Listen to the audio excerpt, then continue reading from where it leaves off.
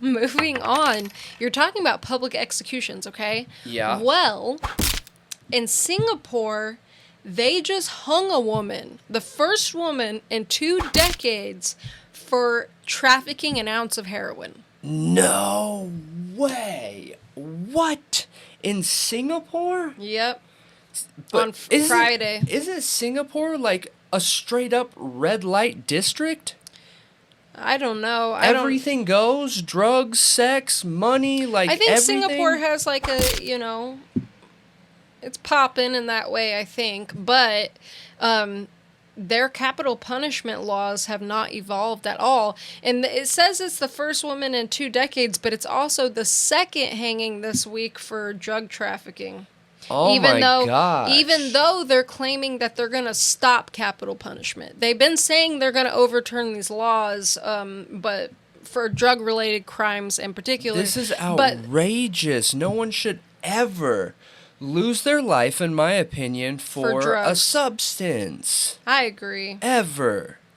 But anyway, her name was, and I'm so sorry if I butcher this. I will try my best. Sari Dewey Dijamani. Okay. Jamani. We'll go with that. She was 45, and she was sentenced to death in 2018. And yeah, she was just hung. They said it was enough heroin, pure heroin, to feed about 370 abusers for a week. Wow.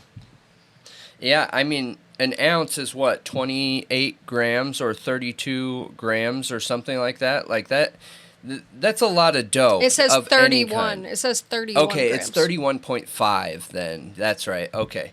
But that's a lot of dope, you guys. That's a lot of dope. A lot of active drug users out there can get by on 0.1, and that's like a ton. When you're 0.1 is nothing when you're comparing it to like 31.5 grams. Yeah, you know what I mean? It's a lot. It's a lot of pure heroin. But for me, I don't think it should matter whether it's a point or it is, a pound, like a life, okay?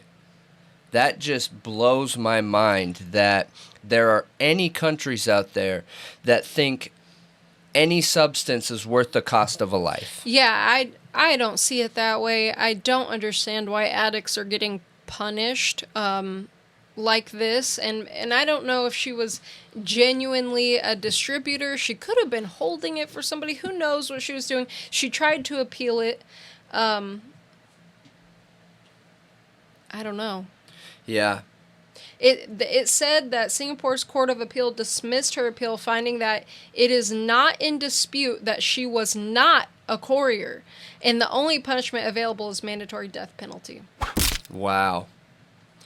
That's just incredible. That's incredible. I'm curious what you guys think. I hope we never go backwards enough to where we get to this point. One of the stories that we've covered in the very near future, or very recent past, was what, Portugal? Is it Portugal that we reference back to quite a bit, where they decriminalized every single drug out there, you guys, and they started focusing on helping the person and instead of punishing them? Instead of punishing the person in these situations. So while they'll still pick you up, the police will pick you up if you have a whole bunch of dope on you. They will take the dope, confiscate it, give you a ticket, and what you do from that point is go see a judge at court where they give you mandatory therapy, drug counseling, and I think like a 12-step type group where they're actively going out of their way to try and help these people get over the problem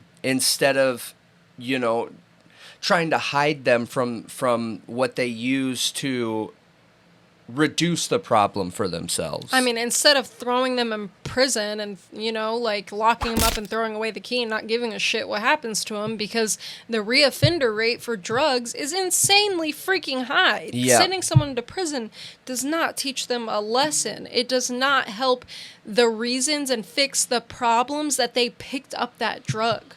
Like, Yeah. they are traumatized people, they have mental health issues, and they need help. And punishing them for possessing a drug that is basically their self-soothing medication to deal with life, because life is hard and clearly they've had a rough go at it, is absurd. It Yeah. makes no sense. I Like, these are agree. sick people. They need medical care. They need therapy.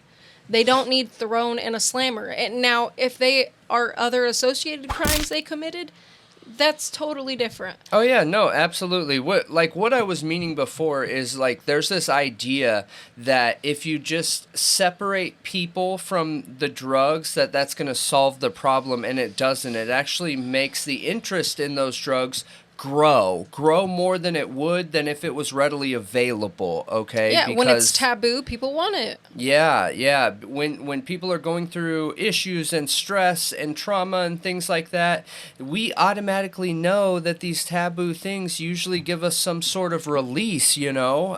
When you're feeling bad, you want to do something bad. And just making all of that illegal isn't the solution, in my opinion. It needs to Clearly be not. people focused, but yeah, that's interesting. So,